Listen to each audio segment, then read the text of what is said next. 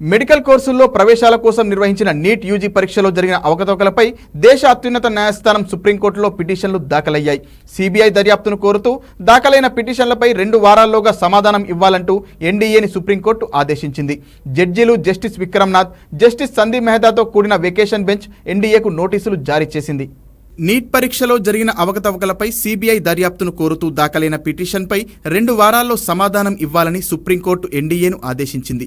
సుప్రీంకోర్టులో దాఖలైన మొత్తం 7 రిట్ పిటిషన్లను జస్టిస్ విక్రమ్నాథ్, జస్టిస్ సందీప్ మెహతాతో కూడిన వెకేషన్ బెంచ్ విచారించింది. నీట్ కేసుకు సంబంధించి సిబిఐ దర్యాప్తు విషయంలో ఎన్డీఏ రిప్లై ఇచ్చాక ఉత్తర్వులు జారీ చేస్తామని పిటిషనర్లకు స్పష్టం చేసింది.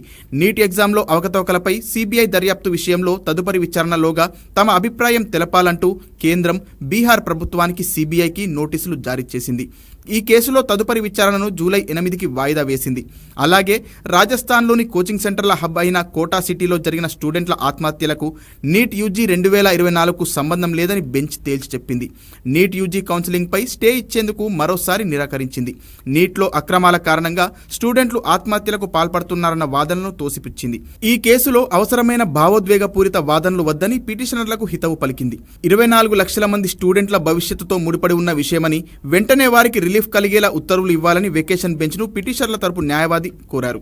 దీనిపై జస్టిస్ విక్రమ్నాథ్ స్పందిస్తూ ఉత్తర్వులు ఇచ్చే ముందు ఎన్డీఏ వివరణను పరిశీలించాల్సిన అవసరం ఉందన్నారు.